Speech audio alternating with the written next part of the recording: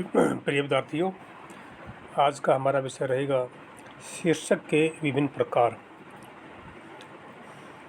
विभिन्न प्रकार के समाचारों की भाव-भंगिमा एवं शब्दावली भिन्न-भिन्न होती है।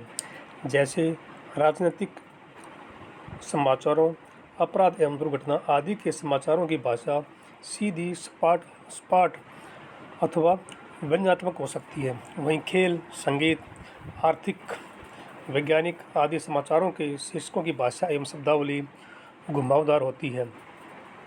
संपादक को इनकी जानकारी अच्छी तरह होनी चाहिए। इस जानकारी के अभाव में शीर्षक न केवल शुष्क प्रतीत होते हैं बल्कि हास्यास्पद भी हो सकते हैं। स्थायी शीर्षक अधिकांश पत्र पत्रिकाओं में कुछ कॉलम स्थायी रूप से छपते हैं। उदाहरण के लिए, संपादक के नाम पत्र के लिए आपके पत्र, महिलाओं की रुचि से संबंधित समाचारों के लिए महिला जगत, बाजार भाव बताने वाले समाचारों के लिए आज के भाव आदि।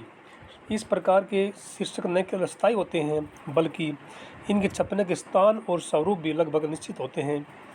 पहले ऐसे शीर्षकों का प्राय ब्लॉग बना दिया जाता था। ब्लॉग न बनाने की स्थिति में इनके कंपोज मैटर को तोड़ा नहीं जाता था।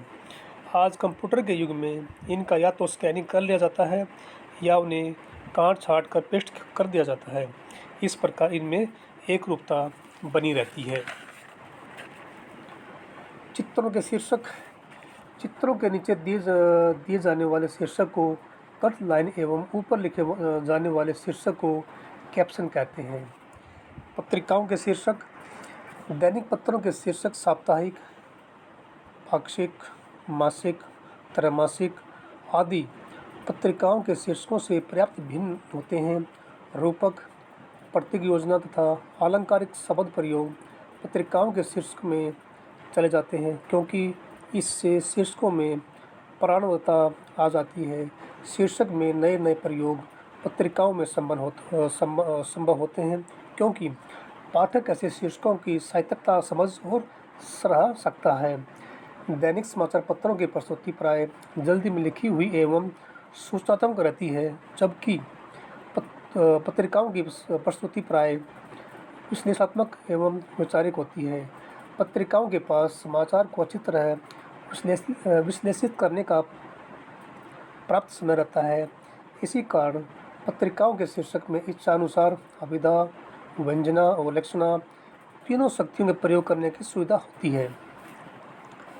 अब हम बात करते हैं समाचार पत्रों के शीर्षक पर। विभिन्न प्रकार के शीर्षक समाचार पत्रों में हमें विभिन्न प्रकार के शीर्षक प्राप्त होते हैं जिनका वर्णन हम नीचे कर सकते हैं। गगन रेखा शीर्षक, असामान्य एवं अभूतपूर्व समाचारों में इस प्रकार का शीर्षक लगाया जाता है।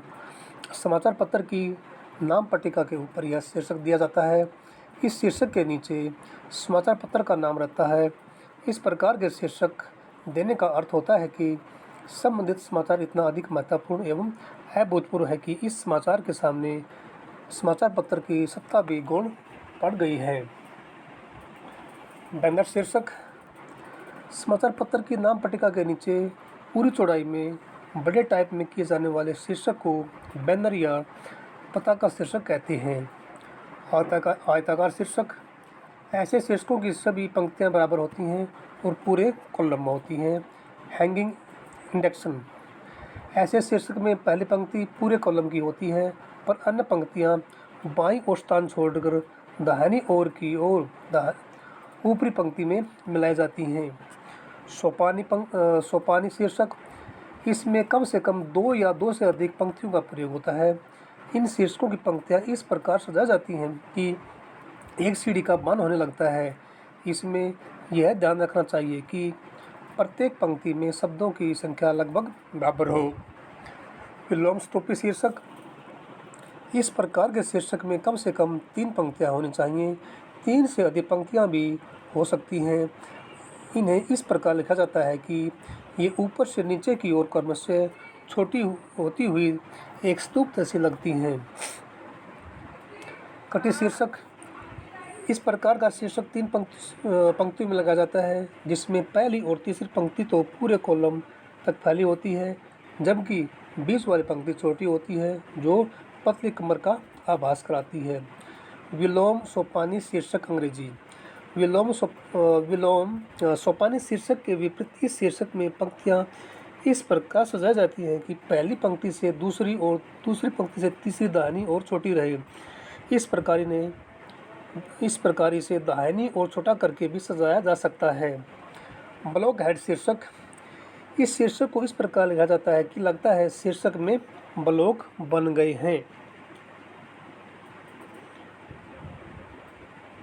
पूर्णपाती शीर्षक। इस प्रकार के शीर्षक में केवल एक ही पंक्ति होती है जो एक या अधिक कॉलम में फैली हुई होती है। समाचार पत्रों में ऐसे शीर्षक प्राय देखने को मिलते हैं। क्रॉस लाइन शीर्षक। समाचारों के बीच में दिया जाने वाला शीर्षक क्रॉस लाइन शीर्षक कहलाता है। समाचार जगत में इसे क्रॉसर भी कहते हैं। इसका प्रयोग प्राय समाचारों के उपशीर्षक के रूप में किया जाता है। फ्लश लेफ्ट शीर्षक। यह शीर्षक कम से कम 2 पंक्तियां या अधिक का होता है। इसमें शीर्षक की सभी पंक्तियों को बाईं ओर बराबर रखा जाता है तथा दाहिनी ओर का भाग बड़ा हो सकता है। इसमें इसका ध्यान रखा जाता है कि शीर्षक की पहली पंक्ति पूरे कॉलम की हो।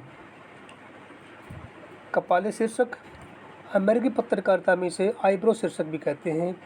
यह मुख्य शीर्षक के ऊपर छोटे टाइप में दिया जाता है और प्राय इसे रेखांकित कर दिया जाता है। इसका प्रयोग साधारणतः मुख्य शीर्षक के प्रश्न को बताने के लिए किया जाता है। कुछ लोग इसे स्ट्रैप लाइन शीर्षक भी कहते हैं। उद्धरण शीर्षक। भाषणों, वक्तव्यों, साक्षात्कारों तथा संवाददाता सम्मेलन वाले समाचारों में बहुधा इस प्रकार के शीर्षक का प्रयोग किया जाता है। इसमें वक्ता के किसी महत्वपूर्ण कथन को शीर्षक बनाया जाता है और डैश देकर वक्ता का नाम दे दिया जाता है। प्रश्नात्मक शीर्षक। कभी कभी समाचारों की सत्यता की पुष्टि नहीं हो पाती और महत्व की दृष्टि से समाचार देना अत्यंत आवश्यक हो जाता है।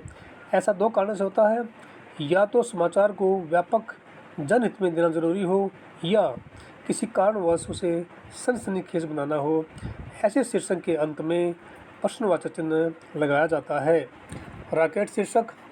यह एक श्रमसाध्य एवं कठिन शीर्षक है।